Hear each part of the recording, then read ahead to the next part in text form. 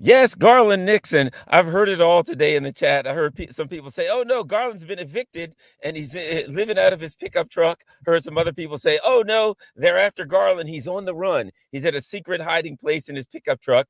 But I'm here now, talk with Scott Ritter. Let's talk.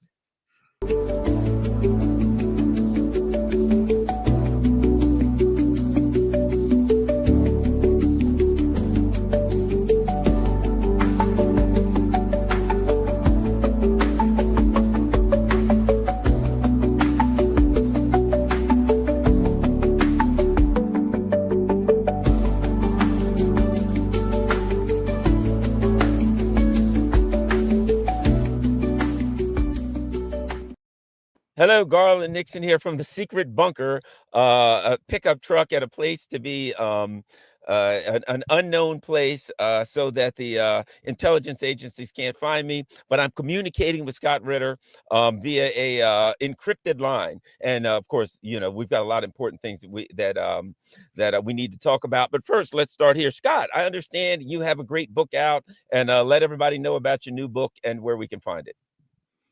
Well, the book's called Highway to Hell. It's, I guess it's the third in a trilogy of books on American nuclear policy, the danger of nuclear war and disarmament. The first book was Scorpion King, which was a history of America's addiction to nuclear weapons from FDR up to Trump. The second was Disarmament in the Time of Perestroika, which is sort of a memoir of my time as a weapons inspector in the Soviet Union, implementing the Intermediate Nuclear Forces Treaty. And Highway to Hell was supposed to be a book. Well, it is a book about the present danger of nuclear weapons and the absolute need for arms control. What was interesting is that I was writing this book as part of a campaign. And you were part of this campaign, Garland, the Stop the Nuclear War campaign that we started this past summer, Operation Dawn, which definitely was about motivating Americans to vote based upon a singular issue, the threat of nuclear war in the November election. And this got the Department of Justice mad at me, thinking that I was trying to interfere with American politics. Yes, Department of Justice, I was. That's what American citizens are supposed to do. You see, we're allowed to be political. We're allowed to have ideas and express the ideas. It's called free speech. But they sent the FBI to my house and they took my computer, on which was the draft of my book. And I thought that was the end of the book. But I got a new computer and then I got motivated. Garland, you've written before. You have you ever had a situation where you're like 99% through an article and your computer crashes and there it goes. And you're just sitting there staring at the screen saying, God, I got to rewrite this whole thing. And it's hard to get the creative juices going. And that's how I was with this book. I was depressed, who wouldn't be? But I was determined to continue to push forward. And one of the things that irritated me, that motivated me, is that the FBI accused me of being a foreign agent of the Russian Federation.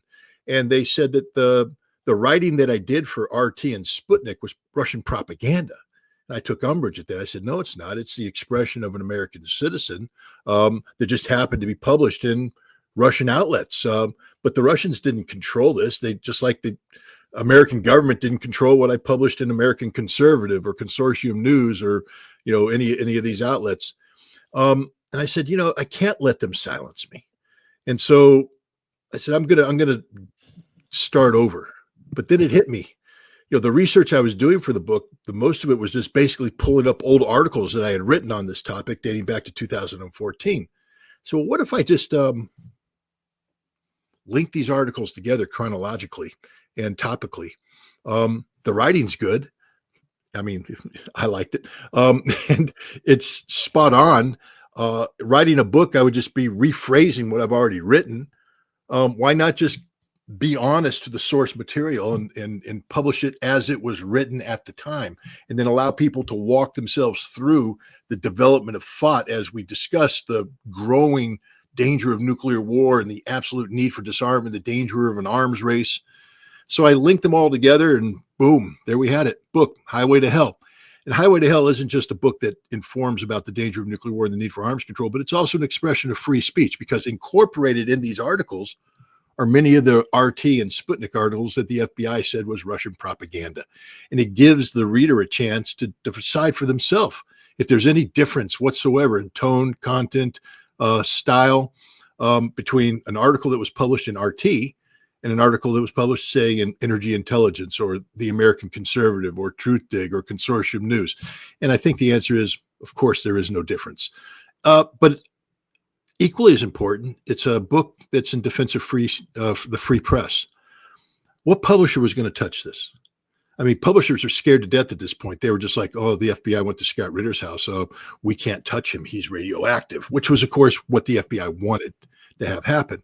But Clarity Press, Diana Collier, she was like, hell no, let's do this. And so this is the importance of a free press. People who say that the government can't silence their writers, can't silence these American voices. So this book is the trifecta of the third part of a trilogy, the trifecta of informing people about the danger of nuclear war, but also an expression of free speech and a free press.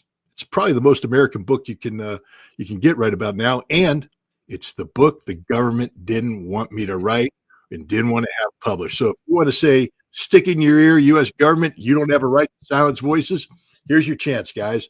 Get this book. It's available at claritypress.com right now. You can pre-order on amazon.com. I think it's going to be in the warehouses by the end of this month. And I think it's look, the danger of nuclear war hasn't gone away. We take a look at the situation that's going on in Ukraine today. We take a look at the situation with Iran. We take a look at North Korea. The danger's there. And with it is the need for arms control. And this book empowers the reader with knowledge and information about these topics so they can be more informed and can participate. We're going to be running a campaign this summer to promote the importance of disarmament. And this book is the perfect companion to this campaign. Yeah, dangerous times right now, and there's a lot of things going on. Thankfully, there's some discussion going on, and that's a good thing. So let's get started. You know, one of the things that I find interesting that's happening right now, Scott, is Ukraine. Apparently, there's some meeting going on or has gone on or whatever in France. Apparently, Trump sending some of his people to talk to the French and the Starmers of the world. The thing is, we already know where they stand. We already know the Russians have made it clear. We have told you all along what we want. We'll take nothing less. One way or the other, we'll get it. We know that on the other side of the fence is the UK and France saying no, Russia must lose. You know, the same old foolishness. Trump wanting out. One of the things that I find interesting, two things recently that I'll throw to you. Zelensky's doubled down on the Trump people are repeating Russian talking points. He's feeling bolder in attacking the Trump administration, which is interesting. But also, there's a base in Poland, and the base is one of the main jump off points for moving armaments into Ukraine, and things seem to be winding down there. I'll throw this at you. I get the feeling that Trump's like making his last voice to the Macrons and Starmers of the world saying, look, this is what the Russians want. We're ready to give it to them. If you don't, we're out of here. I mean, I don't see Trump going back to Congress saying, give me another $50 billion for Zelensky. He despises Zelensky. And he knows that everybody, for some reason, that tries to kill him has a connection to Ukraine, including this last guy. I think the Trump people are looking, at least Trump, he's fighting some factions in the U.S. I think Trump's looking for an exit, and I think he may very well find one. What do you think? No, I agree. Let's start off with the fact that when we say Trump, though, it's not the Trump team, because the Trump team is decisively split on this issue. Trump is supported by Steve Witkoff, who's turned out to be, at least in the case of Russia, and increasingly so in Iran. I know it's problematic about Gaza and Israel, but everything about Gaza and Israel is problematic when it comes to U.S. policy. But with Russia and Iran, he's turned out to be a very grounded, reality-based negotiator. And he has a deal for ending this war. He's presented this deal to Trump, and Putin is ready to close this deal. It's up to Trump now to make that possible. And that will be done by getting Europe to agree. Zelensky is increasingly desperate, but Trump also today said he has no use for Zelensky, none whatsoever. Yeah. Zelensky tried to purchase $50 billion worth of Patriot missiles, and in the old days, using the old formula that was thrown around by Republicans and Democrats alike, this was a great thing because you see that 50 billion isn't going to Ukraine, it's going to American defense industry that's going to produce this. This is about jobs, it's about economic opportunity. And from the Trump perspective, it's about extending the war and making Ukraine believe that they can hold on. And Trump said, no, you're not getting them. The Ukrainians now have admitted it's not just about attacking Russia. They can't defend themselves without U.S. intelligence. The only people that provide early warning for Russian ballistic missile launches that give Ukraine a chance to put up a modicum of a defense is the United States. And we're going to cut that intelligence off, which means Ukraine will be absolutely blind and defenseless. And as you indicated, we're drawing down on the support. We're going to starve Ukraine when it comes to weapons. And we are the number one provider of military assistance to Ukraine. Without us, Ukraine fails. And so that's the situation that Ukraine is in. And then I think, Trump is turning to Europe saying, like we're starving Ukraine, we can starve you too. You see, this is our priority. We need you on board. I think Witkoff has built in some compromise on the essential things. Russia's made it clear that Ukraine will never be part of NATO, and the United States has agreed to that. That neutrality is an absolute. Demilitarization and denazification. I think there might be some wiggle room there, not much, but something that can be thrown out there as long as NATO's not a part of it. I mean, demilitarization means there's no NATO involvement, no European troops on the ground in Ukraine. Whether the size of the army is 50,000, appears to be what Russia is asking for, 100,000, which could be a compromise figure. Who knows if that's where wiggle room is. And on denazification, as long as there's elections and a new constitution, I think Russia may be happy with that in the short term. But in exchange, and you can do some things with the UN because Russia has a veto. They can make sure nothing goes through that they don't like. So some of their wiggle room can be utilized. They can massage it on the far end. Yeah. But things like the territories, the 5 territories, Kherson, Zaporizhia, Donetsk and Lugansk, and Crimea, these will be in their totality part of Russia, as they are. And Ukraine and the West are going to have to agree that they are part of Russia, that this isn't going to be something that's pushed off till down the road. I think the deal's there to be had.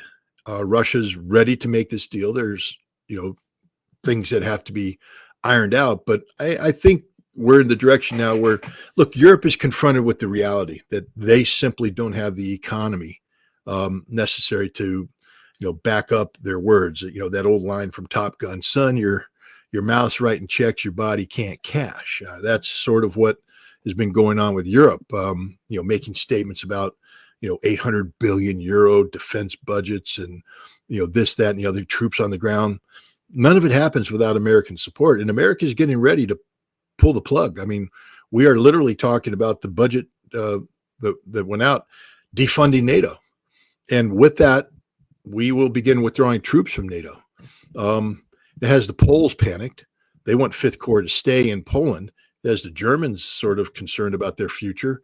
It has all of Europe concerned, and so, Trump may talk about staying on, hanging on with NATO, working with Europe to, strengthen its defenses. But in exchange, Europe has to yield on the conflict termination in Ukraine. I think that's the direction we're headed right now. The other thing is that Trump is, this is getting tangled up in the economic warfare that Trump's doing right now with China. And he's basically telling Europe, you got to make a choice, us or China. And if you choose wrong, it can be problematic for you across the board. And if you choose us, then we'll be with you economically, but you have to be with us politically.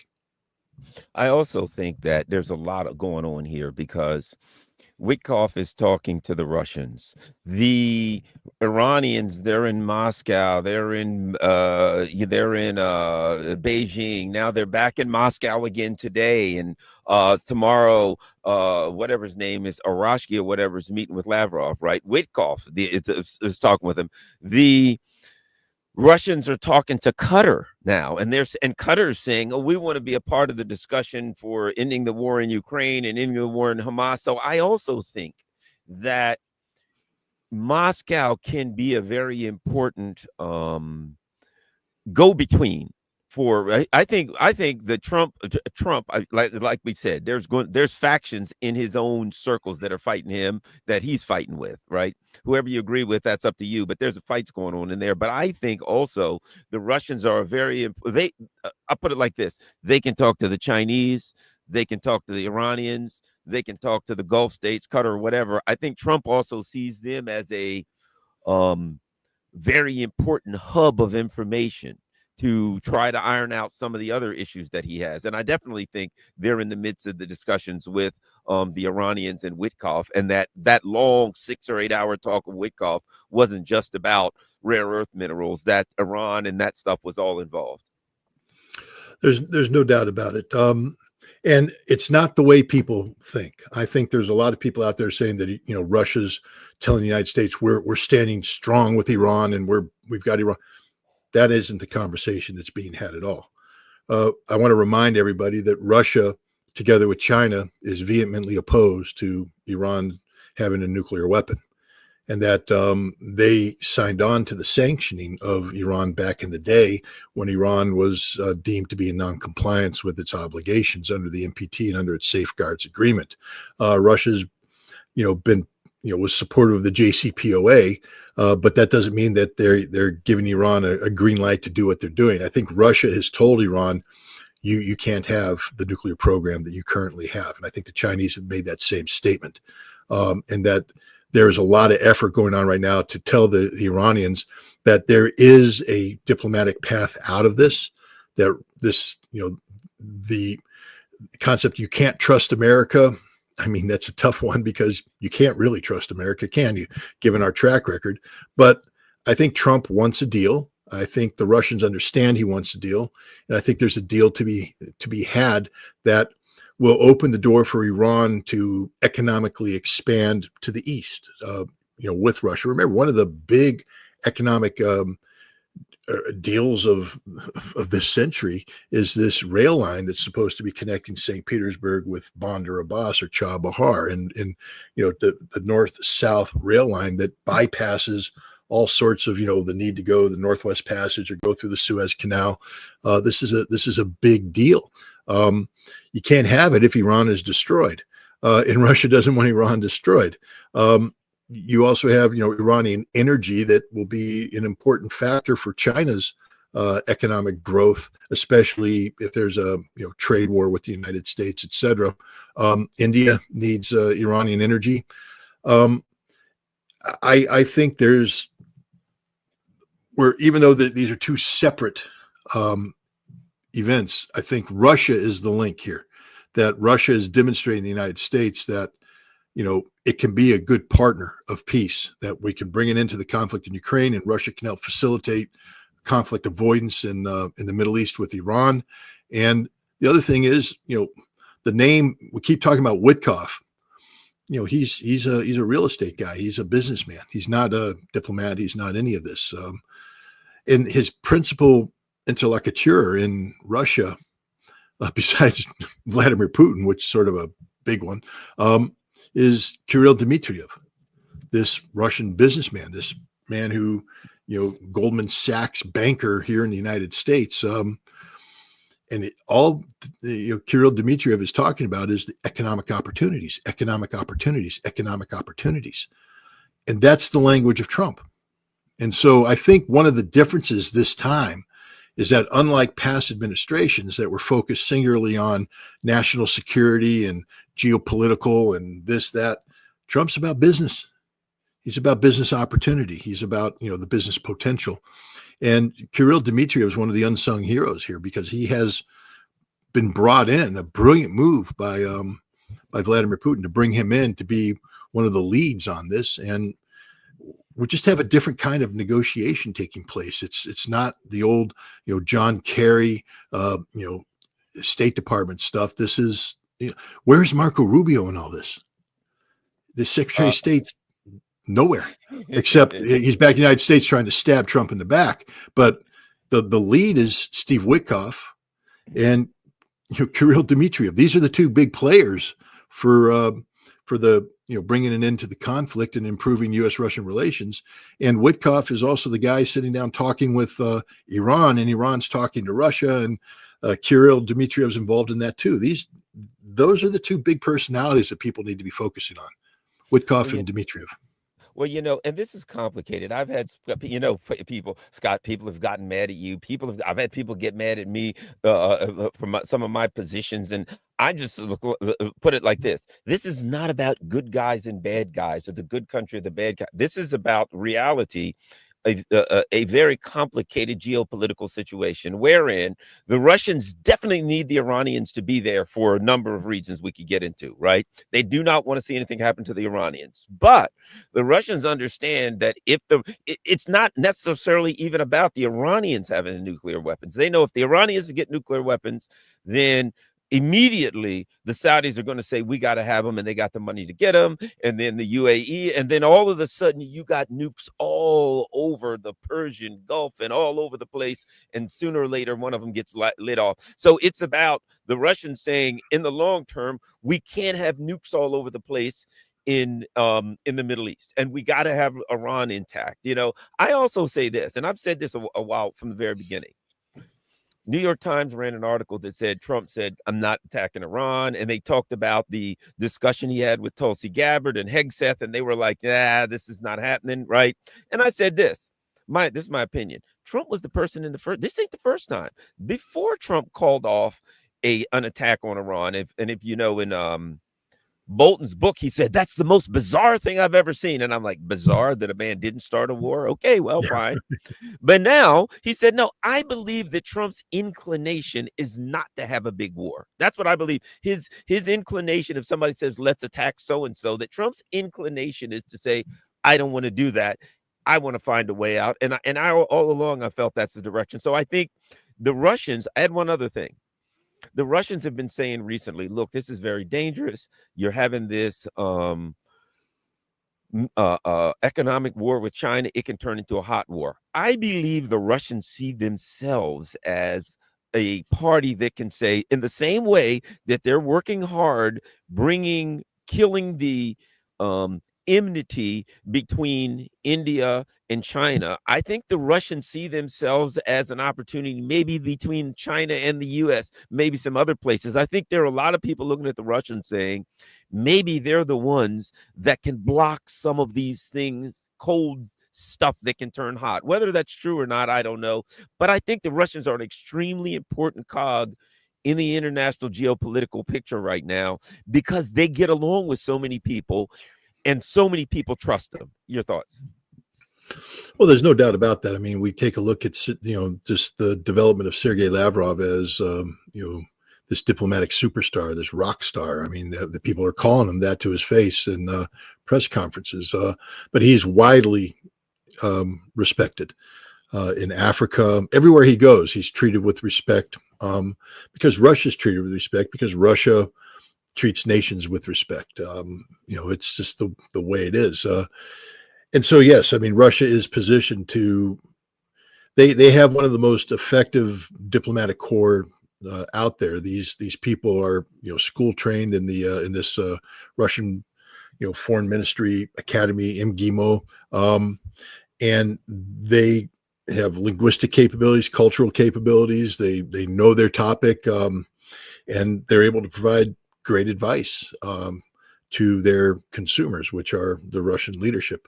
So Russia is positioned, unlike the United States. Our State Department has atrophied over the years, and many of the old diplomatic missions that the State Department used to take the lead on have been punted to the Department of Defense, especially in the Middle East and Africa, where the Department of Defense, the various combatant commands, Africa Command, Central Command, they're the ones who take the lead. The ambassador doesn't speak until the general speaks, because the general is the one driving the policy. So our State Department is atrophied. It's not fully staffed. Hell, under Rubio, he's going to allow it to get cut by 50%. And so what happens when you have a State Department that's non-functional in this manner? Vacuums appear in the geopolitical space, and these diplomatic vacuums, we fill by the Russians, who are doing a very good job. So I think Russia is a very valuable commodity there. On the war, there's a difference, as you mentioned, and Bolton mentioned in his book. Trump's been through this game once before, and this is an important point that I've been trying to make to people. I'll make it one more time. Whether it resonates or not, I don't know. But when the Iranians shot down the Global Hawk drone over the Strait of Hormuz, Trump wanted to retaliate by hitting Iranian air defense sites. And it was spun up. I mean, we actually had aircraft ready to launch, and he backed down. Now, he claims he backed down because he didn't want to, inflict casualties disproportional to the loss of an unmanned drone. But the real reason why he backed down is that the Pentagon briefed him and said, if you begin this, we will begin a tit-for-tat escalation that will end up with the Strait of Hormuz closed, our bases in the region devastated, and global energy supplies annihilated as the Iranians shut down oil and gas production throughout the region. We will have to mobilize up to 700 to 900,000 troops. This will take us months, if not years. And then we have to get them to the region. And then we have to deploy them. And then we're in for a long war that we can't guarantee the outcome of. We may not want to do this. And the president went, okay. And one of the problems facing us at the time was Iran's nuclear program. We couldn't take it out. We didn't have the ability with conventional weapons to take it out. And Trump was confronted with that reality. And so what he did is he ordered a nuclear posture review and a nuclear employment plan review to develop and deploy a class of what we call usable nuclear weapons or low yield nuclear weapons, bunker busting nuclear bombs capable of penetrating and destroying Iran's underground nuclear weapon. Why? Because with conventional weapons, we couldn't touch them, and to get involved in a conventional fight with Ukraine, with Iran, and not able to destroy their nuclear potential, gave them the ability maybe to build a bomb. And then what do? Today, we have a situation where Iran has demonstrated a ballistic missile deterrence that wasn't apparent back in that time. So Iran has a deterrence capability. They've proven that they can strike Israel at will. The Iron Dome can't defend Israel, neither can American ballistic missile defense. And that means they can strike all the regions with conventional weapons. This makes a conventional attack even more problematic, because now if we initiate something, it's not going to be a slow buildup. Iran will respond immediately and with devastating conventional military power. So why would Trump threaten military force? Because on paper, our situation's even worse today than it was when he backed down from attacking Iran earlier.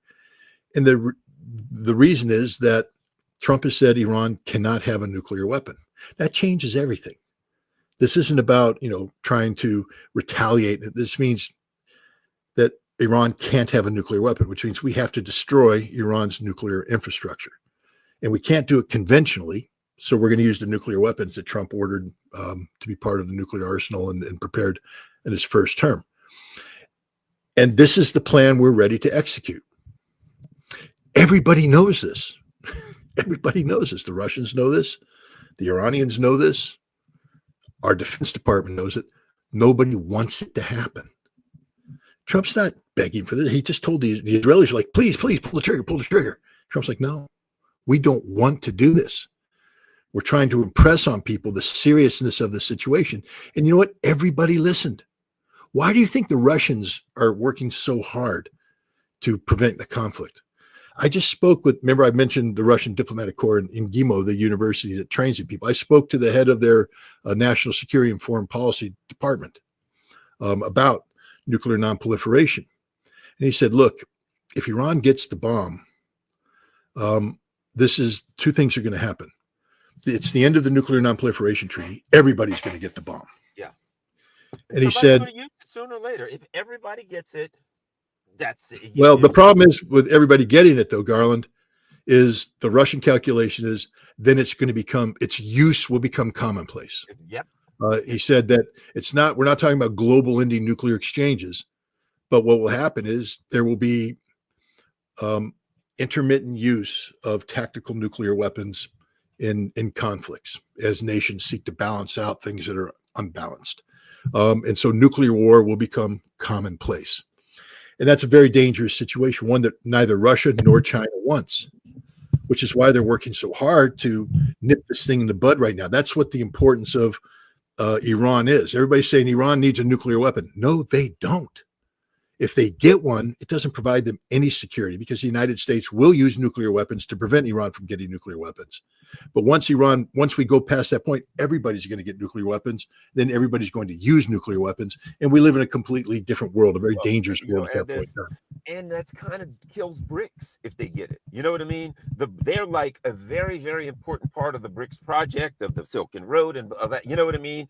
And right now, more than ever, Russia and a lot of countries see BRICS as very, very important.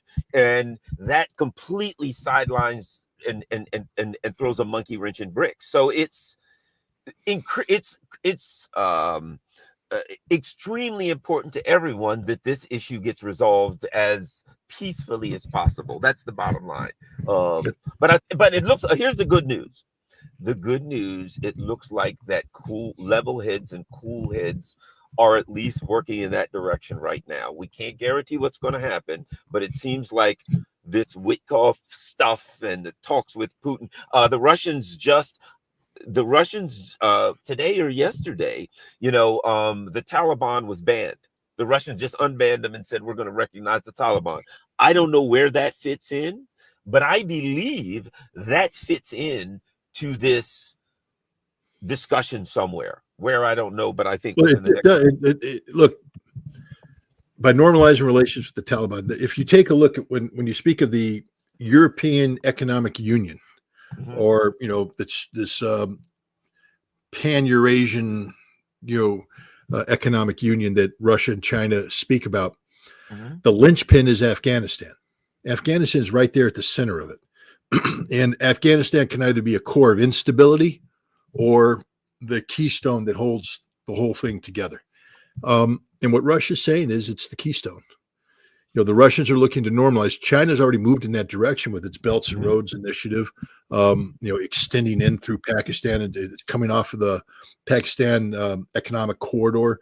Now it's going to move in and get to the lithium fields and the rare earth mineral, as if China needs more rare earth mineral control.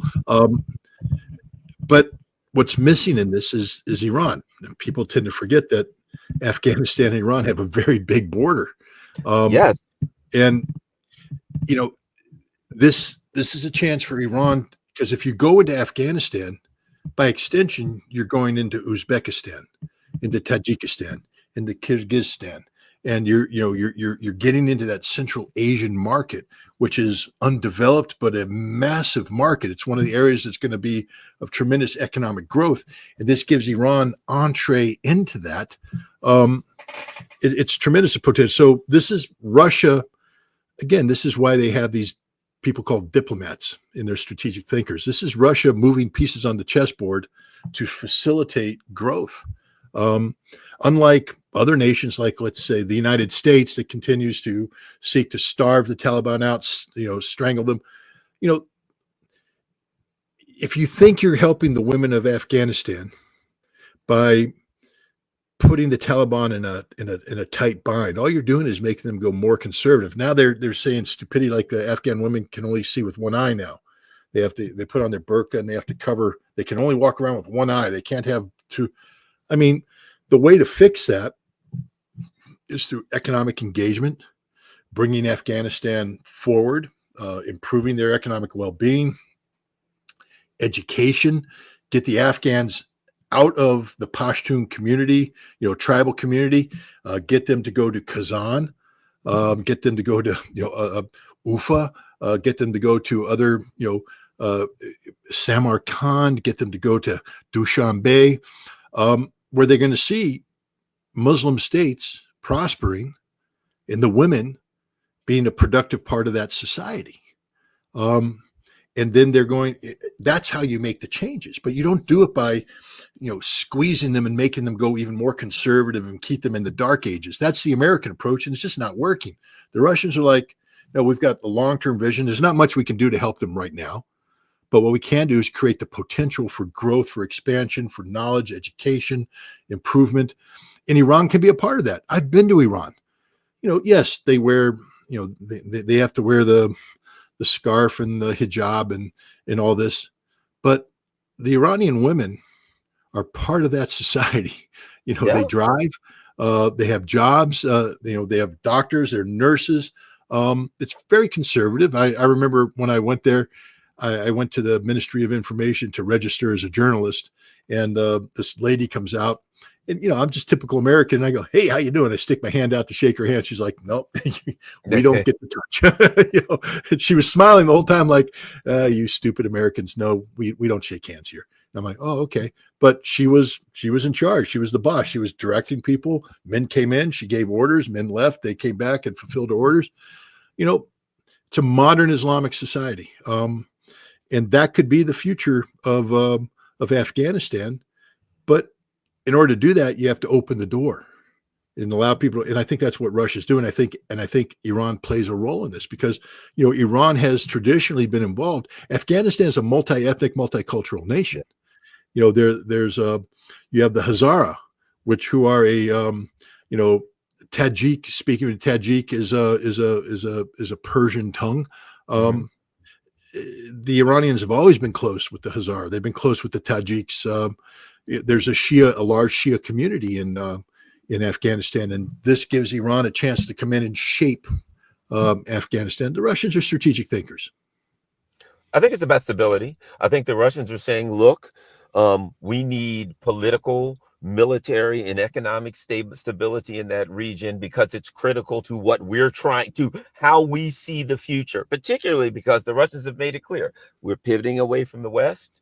We're looking east, we're looking in other areas, and we got to have those areas militarily, economically stable in order for us to continue to do this. And I think it's wonderful. I think that's what they're doing, and I think that's the direction they're going. Now, let me ask you this. Speaking about instability, the friggin' Europeans have just lost their minds. They got I call them the Nazi princesses, the Kaja Kallases, the Baerbachs, and the von der Leyen's. And these women are goose stepping all over creation, looking like lunatics, right? The Russians are saying May 9th, that's the day we defeated fascism. You've got some Europeans saying, yeah, that's good. They defeated fascism. I think we're going to traipse over there on May 9th and celebrate. And you got these lunatics in Europe saying, no way, you will be punished if you celebrate May 9th. We'll have our own celebration in Kiev, of all places, with the actual Nazis who were defeated. Your thoughts on what's happening in Europe and the direction that they're going? They seem to be going away from while other people are looking, like Qatar, they're talking with the Russians. Other people are looking for stability right now. God only knows what's going with this tariff thing with China, war with China. That's a whole nother conversation. But there are people at least looking for stability. And these lunatics in Europe seem to be just going off the deep end, doing the anti-Russian dance, to a point of insanity, Scott.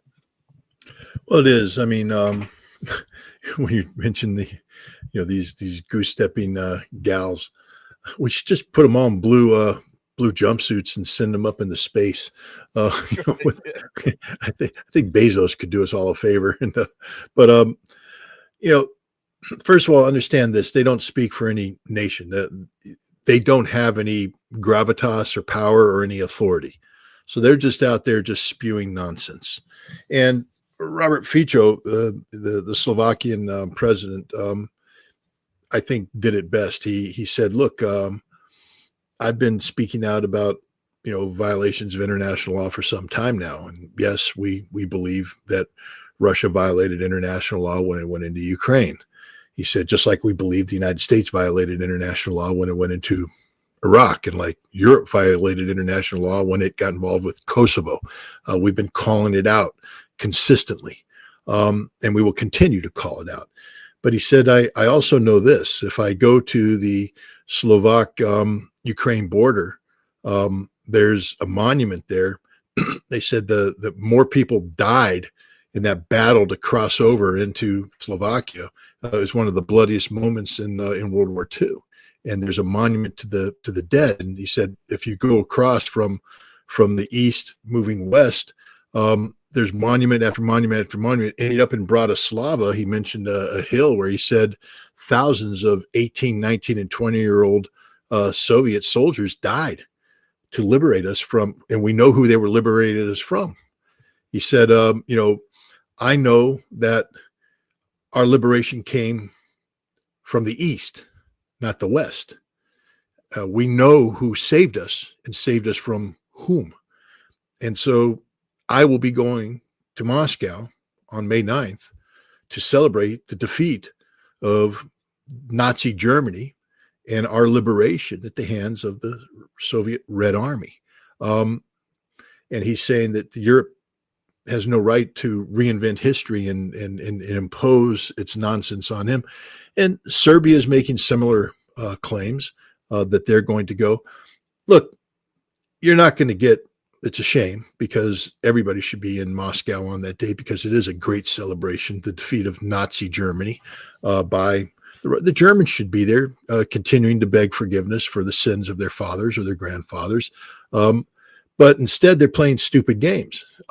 It's amazing that, Callas is a Balt, who always complains about her mother or grandmother being born in Siberia. She was born in Siberia. She barely survived, and it wasn't until later they were able to return. But she never answers the question, why were they in Siberia? Because the only people that got sent to Siberia after the liberation of the Baltics by this Red Army were the Nazi collaborators. So you come from a family of Nazi collaborators. That sort of makes sense. Just like Ursula von der Leyen, her grandfather was some sort of big old Nazi. They're all Nazis. You scratch one of these idiots, you find one of the big mistakes that was made, and I think history is showing this, both in terms of Germany and other nations where you had Nazi collaborators, and in Ukraine where you have the Banderas who were Nazi allies, was the failure on the part of the world to denazify. Instead of putting all the Nazis in jail or lining them up against the wall and shooting them or doing what the Russians did, is like in Kiev where they brought a whole bunch of them together on backs of trucks and they hung them all by the neck until dead, because the only good Nazi is a dead Nazi. We could take guidance from Brad Pitt right about now. Exactly. But glorious bastard. We need the Jew bear. But the fact is, instead we embraced them, we empowered them, we brought them to the United States. They put a man on the moon. They did so many other things. And we let the Nazi industrialists survive intact, and they kept their defense industries that should have been under the Morgenthau Plan eradicated, and Germany should have been turned into a agricultural based state with no economic potential in terms of industry, because at the end of the day, the Germans have a tendency to blend extreme militant nationalism with defense industry to create fascist enterprises that have this genetic desire to march east, which is manifesting itself again today. So, it's a huge failure on the part of the West to allow this tendency, this trend to continue. Russia is going to have a celebration, and that celebration is going to be the 80th anniversary of the defeat of Nazi Germany by the Allies. I was there in 2023, and I'm here to tell you right now, everybody in the West, we like to say this is Putin's, propaganda exercise, Putin's big military parade. Guys, it's an Allied parade. It's just that the Allies opted out. The Russians never once say anything other than this is an Allied victory. They, of course, are proud of the role that was played by the Soviet Union and the sacrifice made by the Soviet Union, but never once did the Russians say, we did it alone.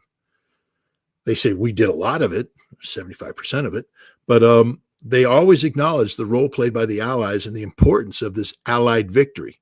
We opted out. we opted not to be a part of this. But the Russians, there's always a seat there if we want to take the seat. But we don't take the seat. You know who's taking the seat this year, though?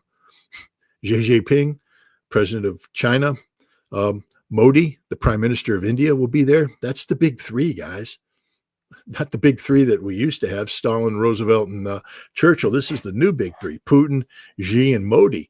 It would have been nice to have the big four there, to have Trump there, but no, we've punted on that one. We've delayed that, and now we have a situation where, the global South is going to be doing the kind of celebrations everybody should be doing, but in the West we're not. Instead, we're empowering the very forces that we once were seeking to eliminate. When you take a look at Kallas, when you took at von der Leyen and these others, all you're seeing is the progeny of the odious ideology of Nazi Germany reemerging. The same thing in Ukraine. I mean, my God, why would you go to Kiev? You know that the Azov Battalion, which became an Azov Brigade, is now an Azov Corps, with, I think, 5 brigades now of Azov Nazis. 5 brigades of Azov Nazis now in a corps-sized force. And they're good. If left to their own devices, the whole army will be taken over by Azov and become this ideologically polluted entity that feels that this Sig Heil is the right symbol. The guy commanding the corps is a known Nazi. Right? Pinko? Yeah, known Nazi, just straight up Nazi. And the West has no problem with this. Europe wants to arm these people. So no, God bless Russia for maintaining an open mind when it comes to the allies, and God will punish those who forego the hand of friendship. Well, the good thing, Scott, and that is that the von der Leyens of the world and the Starmers and the Macrons and all of these people, here's the good part about it.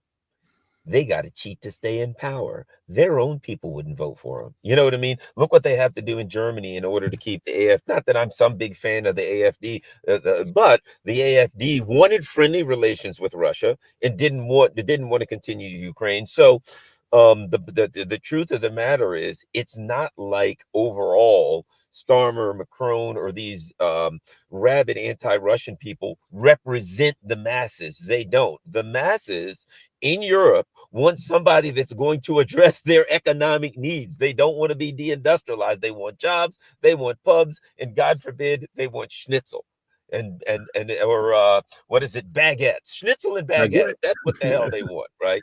So the truth is, over the next 5 to 10 years, for all the yapping that these people are doing, their days are numbered in their own countries. They're going to get thrown out of power in their own countries. And because they have hurt the working class so bad, they will be replaced with people who feel the opposite that they do, as far as ideological, as far as foreign policy, as far as Russia. I believe that that's the future of Europe.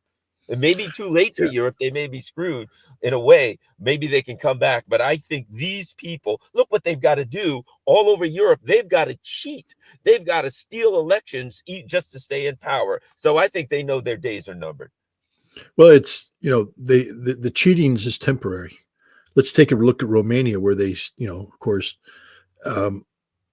reversed Georgescu's victory, annulled it, then had him arrested and taken him off. His political party today is in a position they're going to win decisively the election in May. And when that happens, one of the reasons why the French and the British now are sort of being quiet is they can't do any of the things they were talking to do without Romania. And they're getting ready to lose Romania. And when they lose Romania, they lose the ports, they lose the air bases, they lose the military bases, they lose any ability to project power into Ukraine, and they're going to lose Romania. Look at France. This arrest and imprisonment of Marine Le Pen. She may be checkmated here. Her party isn't, and the fact is, this actually might propel her party to a more decisive victory at the polls, where while she may not become the next president of France, somebody from her party will, and that changes the landscape completely. In Germany, they just had an election where, AFD came in second, but now the polling shows that AFD is exploding. The chances of this ridiculous coalition that will be put together by Merz, the future chancellor of Germany, of surviving more than a year before a vote of no confidence comes in is slim to none. And when they get the vote of no confidence, the next election will propel AFD to be in a position where they'll have won a majority and they'll be given the task of forming the government. Already you start to see there's movements in the parties because they've been told to keep AFD out, don't collaborate with AFD, don't. And you already got people saying, no. Now that AFD has become the big dog, no, we need to start collaborating with AFD. So, Merz is not going to be around for long. And when his government collapses, and it will, I think the German government after that will be an AFD government. And now, look what we just did. We just changed the political landscape of Europe, and that'll be a trend that goes. And it's over for Europe. The European Union, this European experiment's finished, and with it goes NATO. Yep. NATO won't survive. I mean, as we already mentioned, if Romania, if Georgescu's party wins the presidency in Romania, Romania won't be leaving NATO, but Romania will be opting out of the NATO madness, meaning they aren't going to let NATO use Romania as a base to continue operations in Ukraine. And this just will lead to divisions within NATO. I don't know if people are following this. This is a fascinating thing.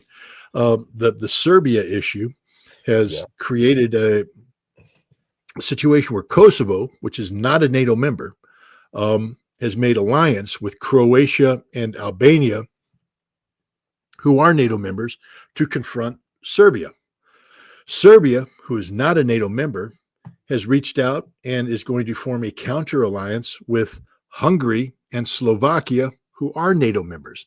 So you have now within NATO too many military alliances positioning to go to war against each other, each one of which has two NATO members. What happens when NATO goes to war against NATO? All this nonsense about NATO's never been more unified and never been strong. It's just garbage. NATO is collapsing as we speak. And that's sort of where, we get back to what we talked about earlier, Starmer and Macron. They know this. And Trump knows this. And, Trump right now is, the big bad wolf, and he's coming up to the house, and the little piggy didn't build a brick house. The little piggy didn't build a stick house. This is a grass house, and all the big bad wolf has to do is huff and puff, and he'll blow the house down. And they know it. So I think you're going to see Europe starting to reorganize. How's that for come to reality? We pay 70%. The U.S. pays 70% of NATO. And here's the truth of the matter. The U.S. can't afford it anymore. It's a luxury that the United States can no longer afford. They can't do 70% of it anymore. NATO, well, and the truth is the EU now is a parasite. The EU now is a disease.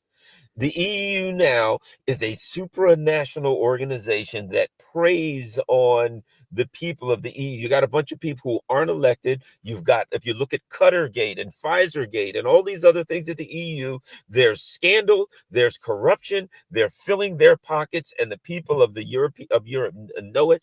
And I don't see how, when this thing starts to be over, when the U.S. says, we're not doing this Ukraine thing anymore, when all of this starts to fall apart, I don't think the EU can survive, much less NATO, because it is really a corrupt organization that preys on the European people. And I think the European people know it, and they're sick and tired of it, to be honest. Yeah, the experiment's over. And the interesting thing is that Macron, has been warning about this for some time, saying that, Macron used to be actually pretty smart. And he said that we can't rely upon America to be our security backbone, that we're going to have to come up with a European, military alliance. He said this back in 2014, 2015.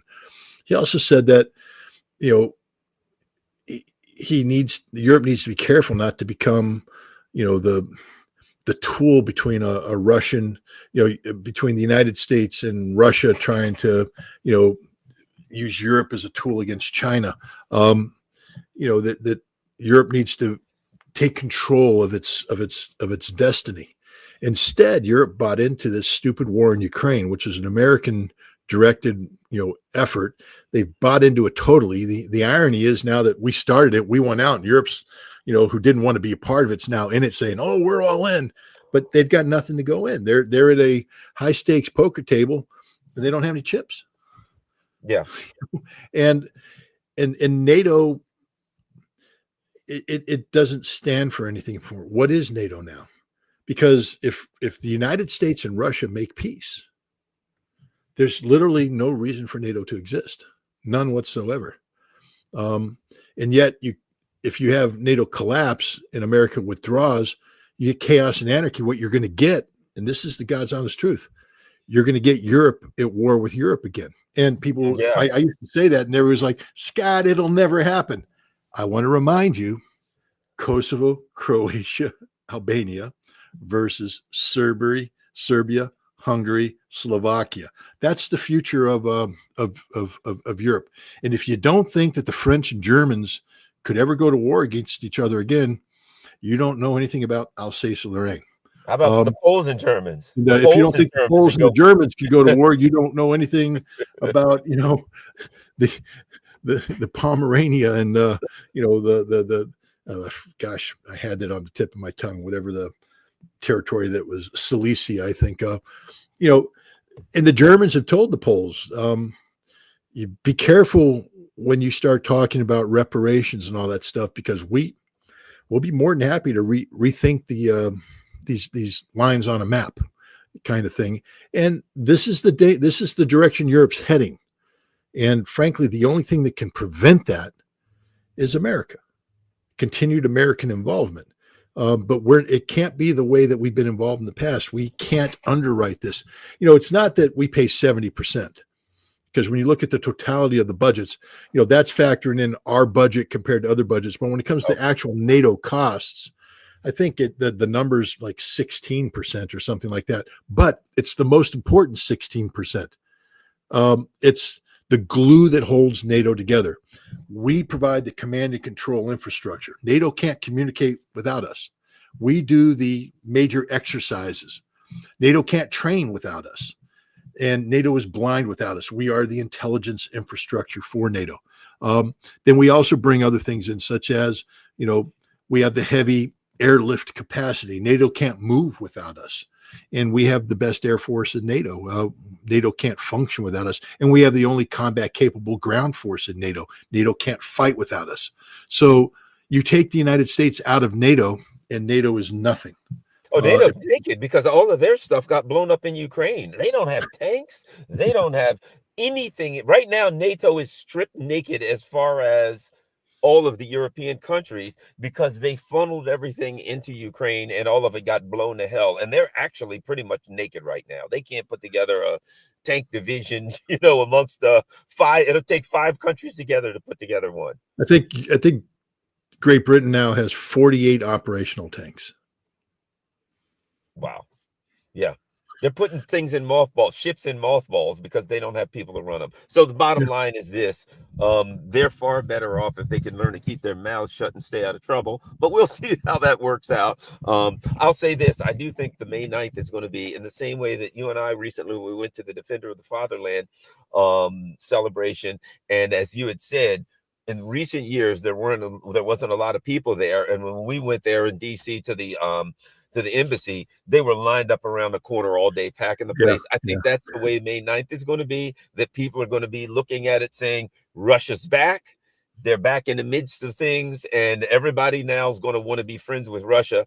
And there's going to be, the African countries, they'll all be there. The Middle East, I bet you're probably going to hear from, MBS and all of the leaders in the Gulf leaders, that a lot of countries, particularly all of the global South, will be standing in line to get tickets to May 9th. That's going to be the big party to be at this summer, I suspect.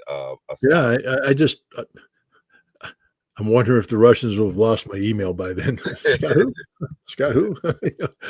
But No, I'm joking on that, but I know we got to go. We're almost Yeah. at an hour, but I just want to leave people with one last thought. For everybody who was critical of Tulsi Gabbard, everybody who poo-pooed that choice, slander because she's a Zionist this and a Zionist that, and all that kind of stuff. I hope you take pause to recognize that she helped stop a war with Iran. That it was Yep. Tulsi Gabbard who took the lead in standing up to Marco Rubio, the National Security Advisor Michael Waltz, and other hardliners who were saying we need to attack Iran now. And she stood up, and because she stood up, people like Hegseth could then fall in behind. Hegseth didn't take the lead in saying no. Tulsi Gabbard took the lead in saying no. And I think America owes Tulsi Gabbard a huge debt of gratitude because she lived up to her potential. She did what she was supposed to do, to be the voice of reason. And the other thing we need to recognize is the president listened to her. So it's one of those choices that I know was controversial at the time. A lot of people were against it, but she has earned it. She earned our respect, and she stopped the war, and we should all be grateful for that. Yeah, the term that I like to use is political cover. When the DNI comes in and says, based on the information that I got, we shouldn't do it for this reason and that reason, it provides political cover for anybody else who wants to say, I don't want to do it. And it provides political cover for the president. In fact, George W. Bush wrote in his book that when the intelligence came in and said, we haven't found any credible evidence that, because they were planning on going to war with Iran, and he said in his memoirs, hey, when intelligence came in and said they're not seeking I'm paraphrasing, but they're not seeking a weapon, it kind of yanked the rug under it, and we couldn't do it. So that shows the importance of the intelligence community and her coming in there, and she provides political cover for Trump or anybody else who says, I don't want to engage.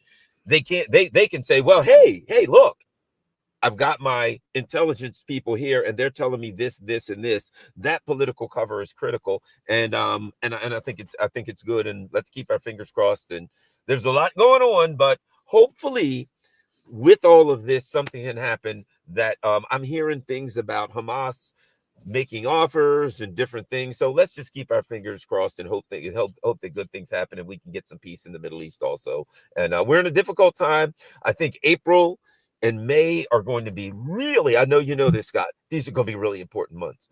And I'd say this, the Russians are kind of mustering things together. If these things kind of fall apart, I think some big fists are coming down in Ukraine in maybe late May or June. I think they're gonna throw some big fists in Ukraine and really start to soften them up. Maybe I'm wrong, but I kind of get that feeling, Scott.